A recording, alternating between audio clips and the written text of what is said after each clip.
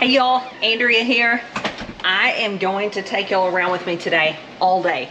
First off, I'm in my garage. It smells good actually, but it's very strong of garlic. And that's one thing I want to show you on this video is something we are using that's new to us. It involves garlic and it involves flies. So stay tuned for that. So first thing, I've already been up, had breakfast, put my dog out, fed her, had my quiet time with the Lord, and now we're getting started. It is very, very, very hot here. We're in Central Arkansas, if you're new here, and it's gonna be 97 today, and we have so much humidity. It's really hot. It's actually dangerously hot. So this is first thing in the morning. We're out, gonna try to get things done. Also need to mow the yard. So a lot of things that are gonna require me to be in the sun. And so I'm gonna try to knock some of those out. You can see even the ducks and geese are in here in the barn. They're probably like, it's hot out here, guys. But gonna give this a try to get things done. We got a lot to do today. Even after Ben gets home, we got a lot to do. So not sure I can avoid the heat of the day completely, but might as well get started.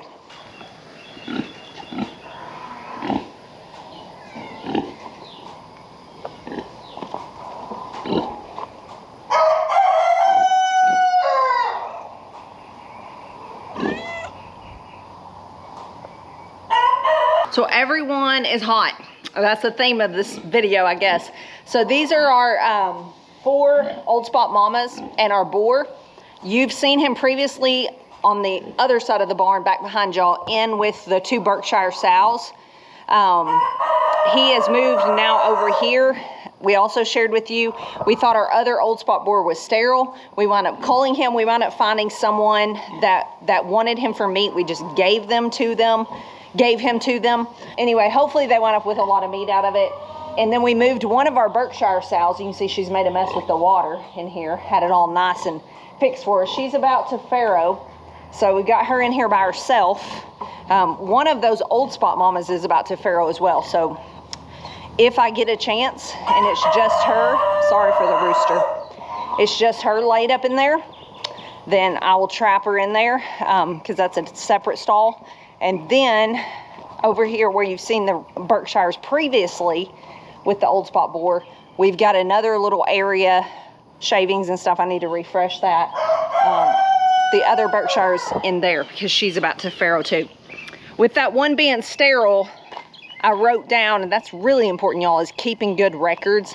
Even if it's like me, it's not professional, it's not on some kind of computer program, it's just on a calendar.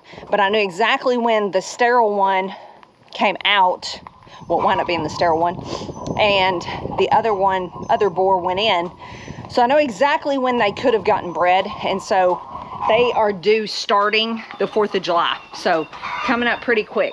So we've got all that done. So I'm gonna get started. I'm gonna feed all those pens of pigs. We don't always gather eggs every single day.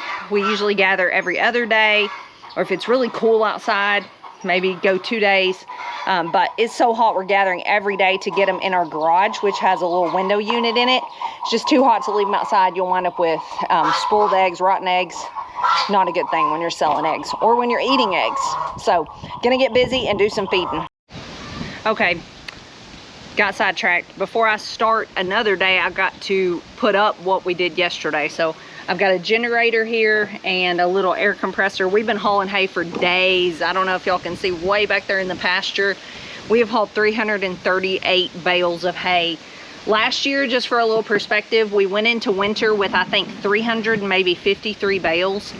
And on this first cutting this year, it's obviously later because we had such a wet May.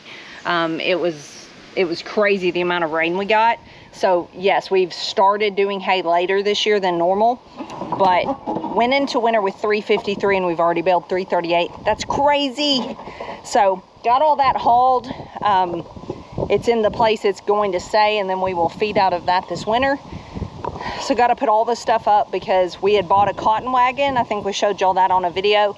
That came in so handy in hauling the hay. We were able to haul 20 on it and 15 on a gooseneck. It's not little, but a gooseneck trailer we have. We're gonna reinforce the cotton wagon, put some more bracing and stuff under it. When we do that, we can probably actually haul more. So we were able to haul 35 at a time.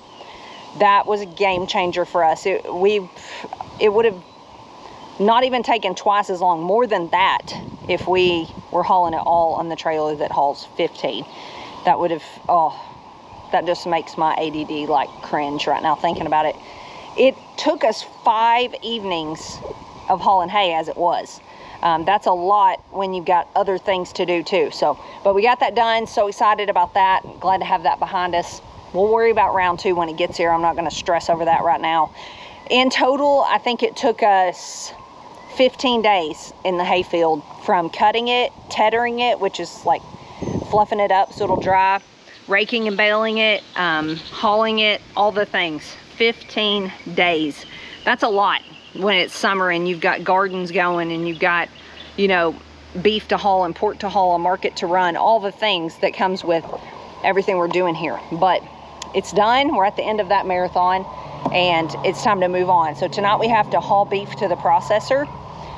So I've got to hook up a different trailer. I was unhooking at 9 o'clock last night so I could have a jump on today and hook up and be prepared for when Ben gets home. So anyway, got to clear this out so I can go do the feeding. We've also got meat chickens right now. I'm going to take you back there. They're here for 2 more weeks.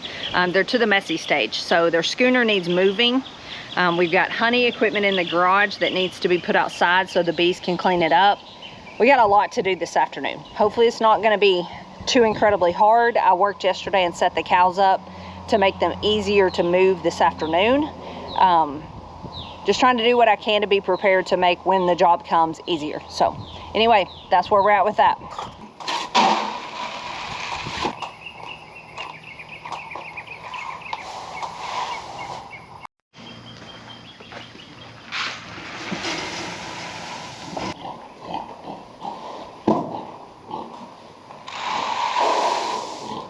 Okay, so I'm about to head to the back field and do some things back there. I'm fixing me some water to take with me before I go.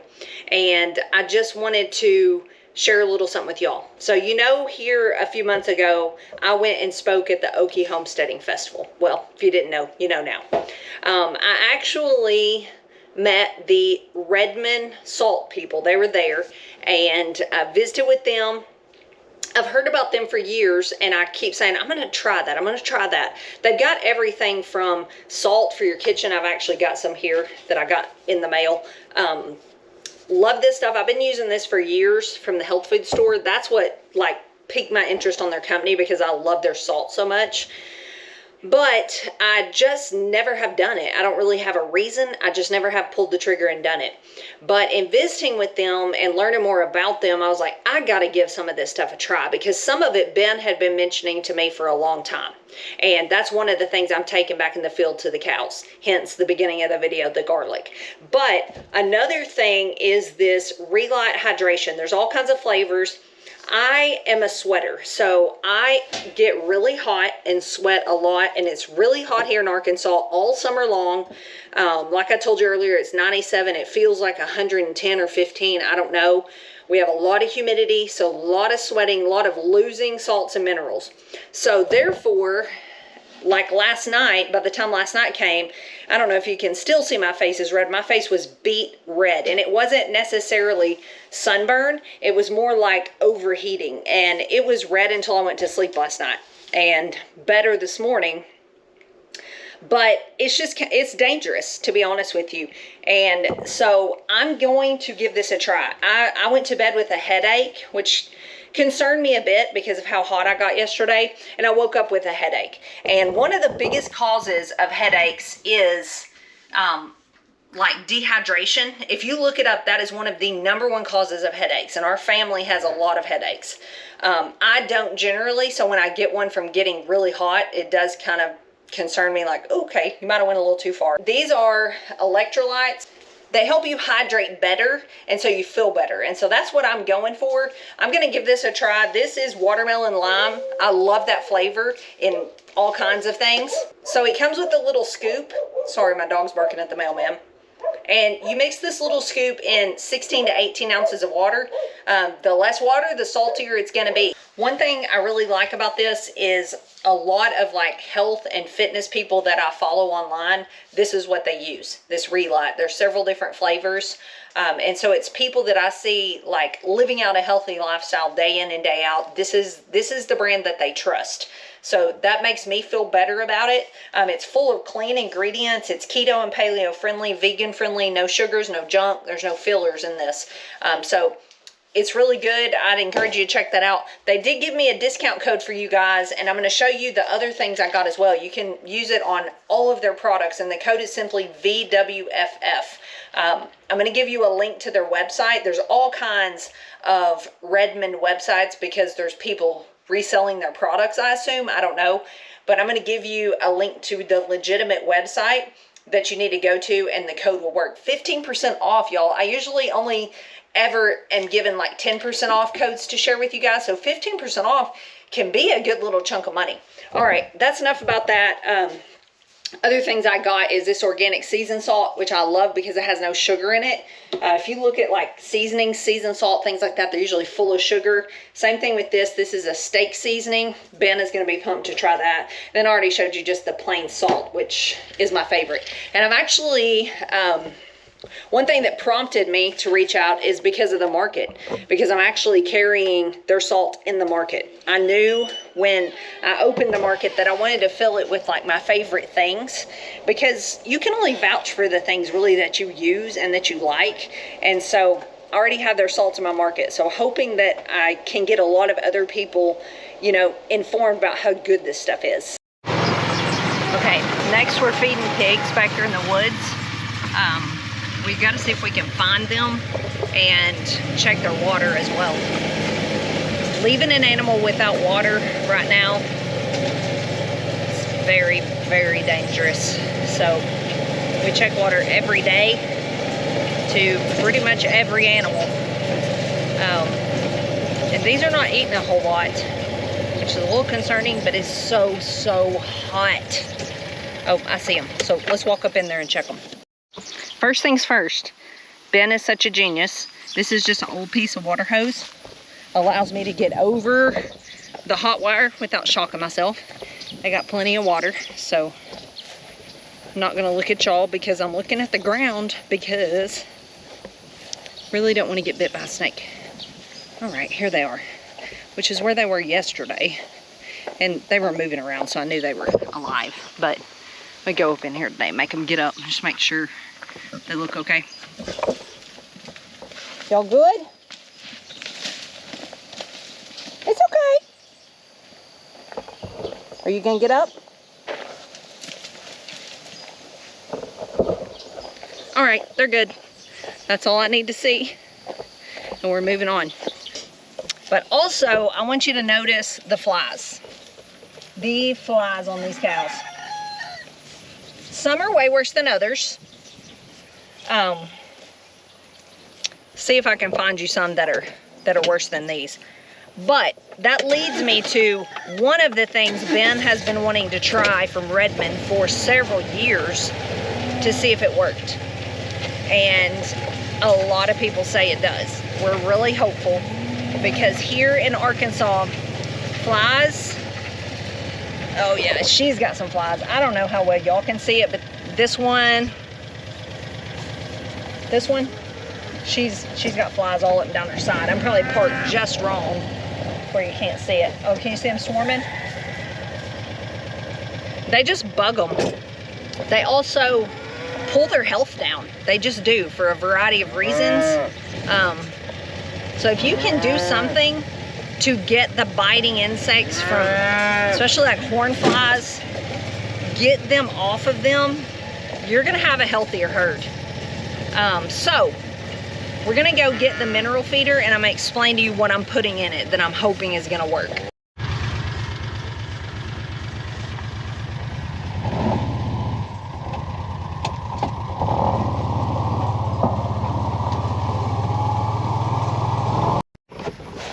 Okay, we got the mineral feeder moved. One tip, whatever direction your rain comes in, ours comes in from the west a lot, probably yours does too.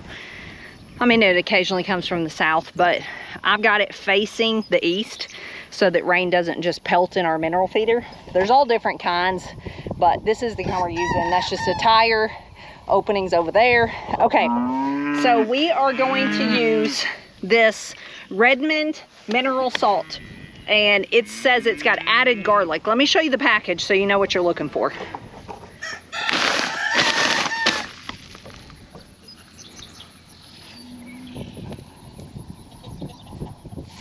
Okay, so a little bit about Redmond. This is all harvested right here in America in Utah. They have a mineral seabed there where they harvest all of this. And so I think that's pretty cool that they're not just like distributing this, they're harvesting this stuff. And so what this is gonna do, as soon as this was delivered yesterday, I opened the back door to go out the garage and I thought, it smells like a health food store or something in here. And I got to look in and it was this package. I could smell the garlic through the package. At first I was like, oh, that smells pretty good. As it goes on, the smell almost gets like, wow, that is so garlicky. So it is going to be a natural pest deterrent. They're going to eat it and then it's going to deter the pest off of them. Now, also, one thing to note, this is not going to transfer this flavor to your meat or to your milk. It's not going to do that, so you don't have to worry about that. But I'm really interested to see if this works. If this works, this would be like a total game changer for us, because we deal with pink eye almost every year because flies get on them, get around their face and in their eye. If the neighbor's got pink eye, it's getting it on the fly and then it's transferring it over here. So it's the strong odor that I was just telling you about that after a while could get on your nerves. That is the secret. That is what is going to repel the flies and pests from landing on them. So when garlic is crushed, there's a sulfur compound that's released. And so when the cows ingest this, that compound is released through their breath and through their skin. So that's what's repelling the flies from landing on them. That was a 25-pound bag. If this shows signs of working, they're already over there eating it. So if this shows signs of working, I will be ordering more. You can order it in smaller bags if you just have, you know, a cow or two. They also have things for all different animals. They're focused on human health as well as animal health as well as soil health. One more thing before we go, and then I got other stuff I got to do, but I just wanted to share all this with y'all. I'm going to mix this in there. They were just clobbering me. This is just a beef mineral mix. I'm going to mix this in with the salt. Minerals can have a bitter taste, so the salt is what helps them get their minerals in. If you just put out straight minerals, they will eat it. Our cows will eat it, but it can also have a taste that kind of puts them off and they might not eat it. So you want them getting their minerals. That is one of the things that we have gotten very consistent about for every cow on our entire farm, every head of cattle, is minerals and salt. And I really think it has made a world of difference. We have had so much more success with birth rates as well as just overall, you know, their body composition score, just all the things. Everything has improved the last few years. And with them improving, the soil's improving. The things they're depositing into the soil. Just our farm is on the verge of the best it's ever been since Ben and I have been trying to do this. It is just amazing. We were talking about that with the amount of hay we've gotten, the grazing we have, the health of the cattle, the amount of successful babies we've had this year, all the things. Anyway, I'm gonna put this out and then let's go get on to something else.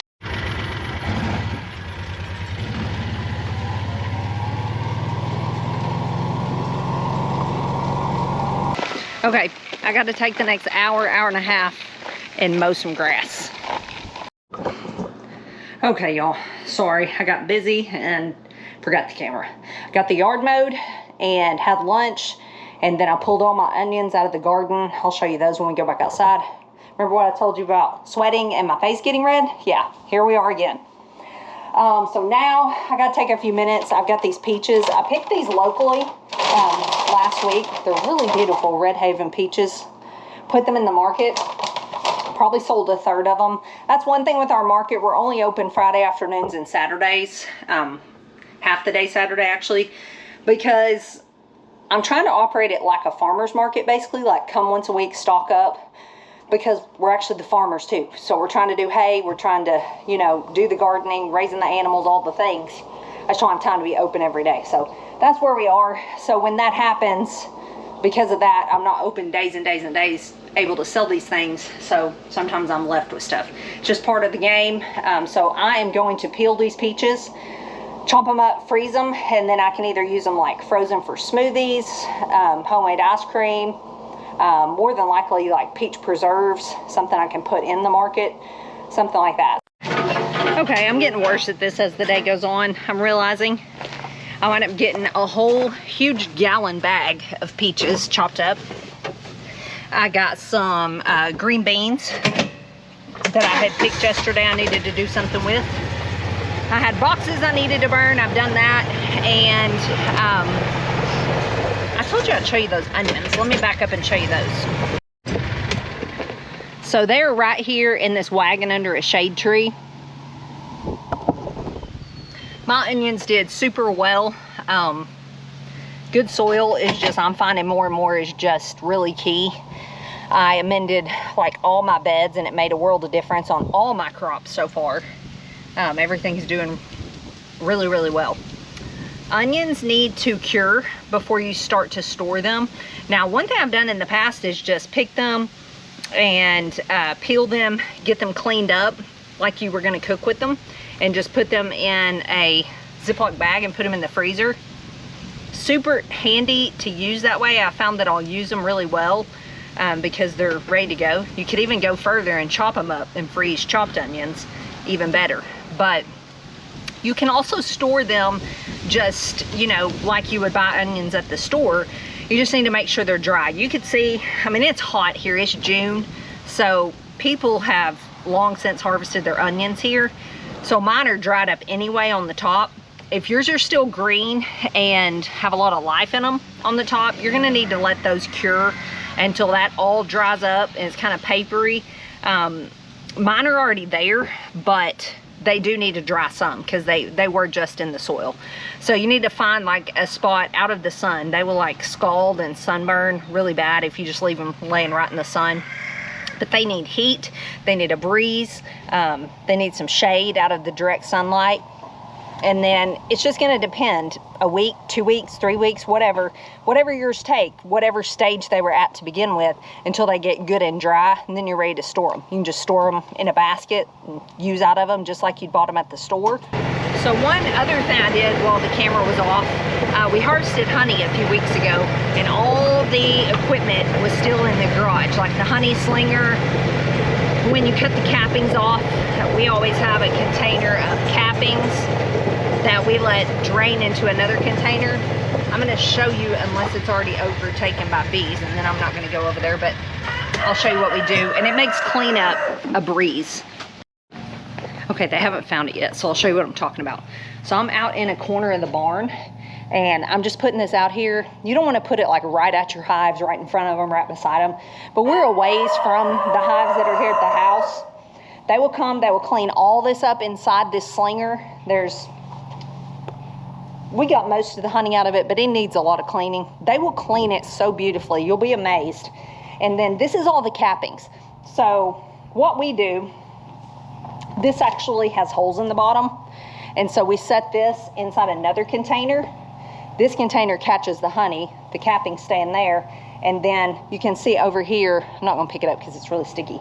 There's a spout, and then we just can drain that out into jars or whatever we're putting it in, just like if we had just drained out of the slinger into a honey bucket. Trying to get this to drain a little, because if you put something out here very deep, your bees will drown in it. So you don't want that. So just trying to get this where what honey is there is kind of spread out so they can eat it and then walk or fly out of it. So anyway, got that out of my garage. I've not been able to open my garage since then, since we had that in there, because bees will flood in there. It'll take them a little bit to find it, but when they do, it's crazy. There'll be millions of bees on it. So you don't want to put it somewhere. Don't put it like right out in your kids' play area or something. Okay, another thing accomplished, I moved this massive schooner. There's 350 birds in here. They'll be here 2 more weeks, and then we'll be done with meat chickens for the year. There's a combination of Cornish cross and American breast, and then there's some colored egg layers you can see because we incubated those. I got to get them set back up, fed, watered, and it'll be another job accomplished.